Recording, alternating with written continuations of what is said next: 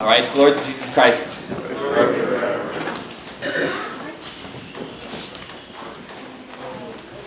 We are so immensely affected by our culture, and we all need to admit that. And if we are historians, we realize how much culture and how much the culture of various parts of history, how much that affected the people that are living it. So we often say, like, oh, that culture believed that you could have slaves. Let's say back 2,000 years ago, right? When St. Paul says, slaves, obey your masters. We are horrified by this, aren't we? We're like, no, Paul. Tell the slaves to revolt, right? Slavery is against our dignity. So why is St. Paul saying, slaves, obey your masters? If we get into it a little bit further, we start to say, okay, I see what he's saying. He's saying that this world is not the end. This world is not what we're called to. And all of us are slaves, either to sin. In other words, we say, oh, that's just how I am, I'm human. You don't know how many times I get guys in confession, and they say, being a single man, I struggle with purity. I say, wait a minute, what? Because they're saying, because I'm single, I struggle with purity. No, right? Even married men struggle with purity, right? And that's not an excuse that you're single, that you struggle with purity. No, this is pervasive. So that there's an understanding of the overall comprehensive nature of sin. And so we look back and we say, all this will be done. This will be done. It'll be over with. Our struggles with sin will be over when we get to heaven. So St. Paul is telling the slave, look, you can be saved by being a slave. And we are all slaves to something, either slaves to sin or slaves to God. So use the fact that you're living the life of a slave to understand your relationship with sin, if you're a slave to sin, or understand your relationship to God, which is the good slavery, if you're a slave to God. And let that lead you closer to Christ. Let your slavery lead you closer to Christ. This is why we can say in the history of our Eastern Church, we have been persecuted so much of our history. And in the midst of persecution, we can grow in holiness just as much as if we are not in the face of persecution. If somebody came and burned down this church, could we be as faithful to the church and as holy without this building? Absolutely. And what I would be preaching then is, okay, we have this beautiful building with these beautiful icons. Let's use this building to lead us closer to Christ. If someone burns down this building, let's use the lack of a building to lead us closer to Christ. Right? We don't need the building, we don't need the lack of a building. Either way, we can grow in Christian perfection. So the same thing here. If you're a master, you can be a perfect Christian. If you're a slave, you can be a perfect Christian. If you're a man, you can be a perfect Christian. If you're a woman, right? If you're a Greek or a Jew, these things don't matter. We can still be perfect Christians in the midst of all these things. Now, sometimes it's better to be one, and we don't want to reduce someone's human dignity by either being slaves ourselves or them being slaves, but that is not essential to our faith. The building's not essential, slaves or masters are not essential. This is what St. Paul is saying. But people at those times actually accepted slavery as a reality of the culture, and that abhors us nowadays. Well, this is humbling. We need to say, would I have been a person? Would I have had slaves? We might say, of course I wouldn't have, right? But in that culture, we are so affected of it, we might have had slaves. We need to admit that. We might have done something that is abhorrent. And so much we are shaped, in a sense, by the culture around us. So what we need to make sure we do was that we have the foundation of Christ. Even if we are swayed by culture, we have that foundation of Christ. And the point I'm getting to is that we are living in a culture of the exaltation of human rights over human responsibility. This was not always the case. We think so often of our own human rights and not the fact that we are responsible for those around us. There have been other cultures, and there are other cultures now. If you've seen the movie or read the book Lone Survivor, right? It just came out. You will see a culture that holds the responsibility for each other in higher esteem than the individual right of the person. And it saves lives. And in a sense, it's a very beautiful culture in Afghanistan. Right? And so when we see this, we say that is the culture, and it affects them differently than it affects us. Of course, there's negative aspects of that too. There's a lot of radicals in Afghanistan, as well as there's a lot of beautiful cultures in Afghanistan. But if we're saying, we live in a culture of the exaltation of right over responsibility. Of course, these ideally should be both the same, right? Individual rights and individual responsibility for others should be the same thing. But we think in a way, because our culture does, of the individualism of my rights. And so I heard a talk by Peter Kreeft. You guys ever heard Peter Kreeft? He's a great Catholic and evangelist. The apologetics, he explains his faith so well. And he was sitting debating with a professor from CU who was very, very pro-choice. And so this was a good debate, right? You could hear both sides. And when it came down to it, we realized why this problem isn't fixed. Is there an obvious right or wrong in the whole pro-life, pro-choice debate? We might say yes, right? But our culture says no. And when we got to the end of it, we realized this professor from CU was arguing from an individual rights point of view. An individual rights point of view. Therefore, he could say that the baby in a mother's womb is a parasite. You mothers ever feel that way? Right? Your mothers felt, yeah, right? The baby is literally pushing on my lungs, pushing on my stomach, pushing on my heart. This baby is taking part of me, and I should willingly sacrifice my morning sickness and everything that's going on for this child, right? Because I am responsible for this child. And yet if I see it only in the point of view of rights, and I say this child is taking away my rights, right? Think of especially in the case of rape or incest.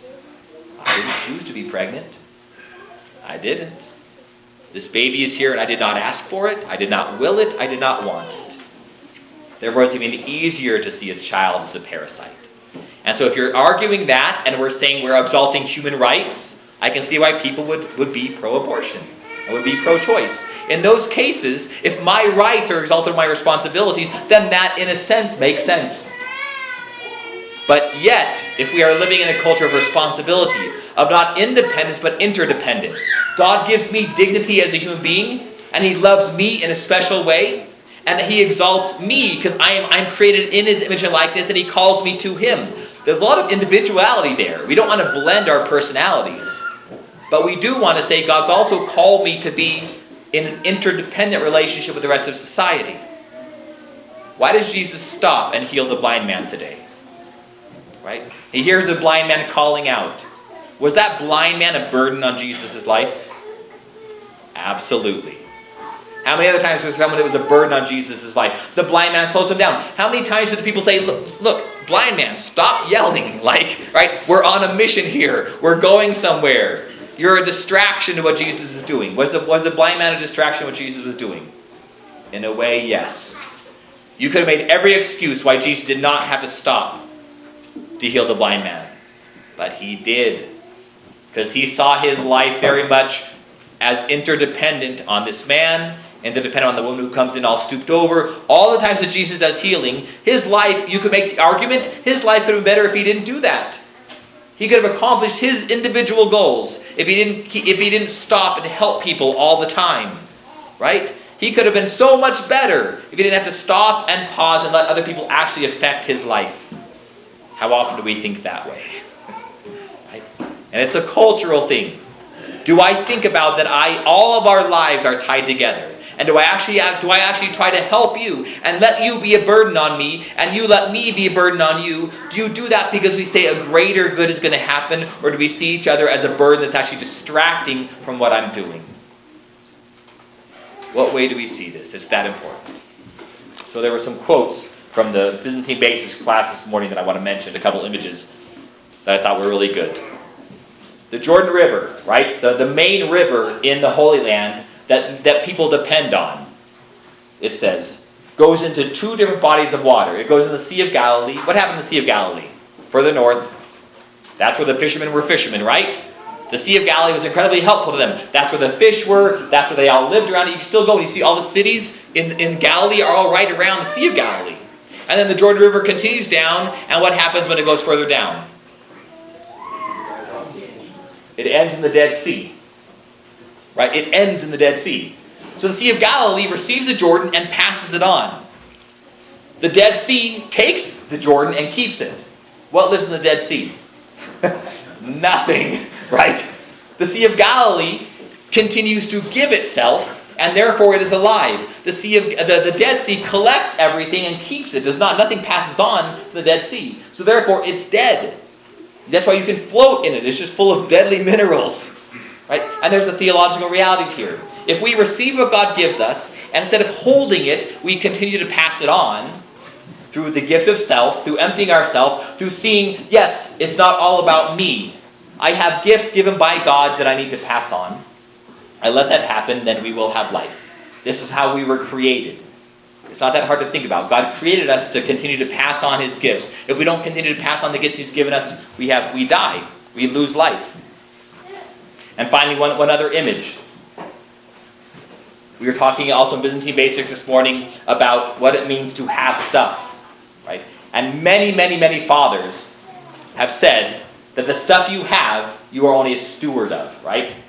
It is not actually ours to have. The stuff we have, we are a steward of. And if God asks us to pass it on, if God asks us to give it away, if God asks it to let that stuff affect the rest of the community, not just us. When God gives me gifts, they're not just gifts for me. That's the individual rights culture that we would say. I have certain rights. If God gives me a gift, I have every right to keep it for myself and not give it away. The culture of responsibility, on the other hand, if we're responsible for each other, interdependent, God gives me gifts for myself and for those of my family, and for those of my parish, and for those of my city, and for those in the rest of the world. The gifts given to me are not just for me. If I hold them in, I'll be like the Dead Sea. If I let them go, I'll be like the Sea of Galilee. And so St. John Chrysostom says, not to give to the poor is theft from the poor. Not to give to the poor is theft from the poor. Not just not being charitable, but actually taking from them. In other words, God gave me the gift, a gift of something, say money in this case, right? He gave me the gift of money to pass on, not to hold on to. And so since it was given to be passed on to others as whatever way they'll need, therefore if I keep it from them, I'm actually taking something that was a gift from God to them through me. So it's a gift for them just through me, and I'm denying that. I'm cutting it off saying, nope, I'm going to keep this. It's like if someone says, hey, go give this to someone who needs it. Go give this to someone who's poor. Right? I've told you a story about that I was packed with $10,000 in ones all over my body, and I snuck into Ukraine, right, to give the orphanages because the people are corrupt at the borders. They'll take some of it themselves, right? It's just the culture of corruption. So I stuck it all over my body, showed them my passport, walked in, they searched my bag, no money in the bag, it was literally taped to my body. I went in there and handed it to orphanages, right? If I had taken that money, I'd have been stealing from the orphanages. Because people gave that money to the orphanages, I was just carrying it. And this is the way it is with every gift that God gives us. And we'll only see that if we actually see our lives tied up in the lives of our community. Primarily family, then onto parish, then onto wider culture. Right? This is stewardship. We are stewards of the things God has given us. And this doesn't matter, I need to be reminded every once in a while. That should pervade our culture. When I drive down the road and see other human beings, they should not be a burden. When someone cuts me off in traffic, they're not just slowing me down, right? This is someone who I need to serve and be in union with, and I will be in union with in heaven for all eternity. So let's start here, understanding, again, responsibility and interdependence rather than rights and individualism. Rights and individual, if we exalt those over responsibility, will kill us. If we hold it in proper place, with the maturity and understanding what it is in relation to the community, then we'll have life. Amen. In the Father, the Son, and the Holy Spirit.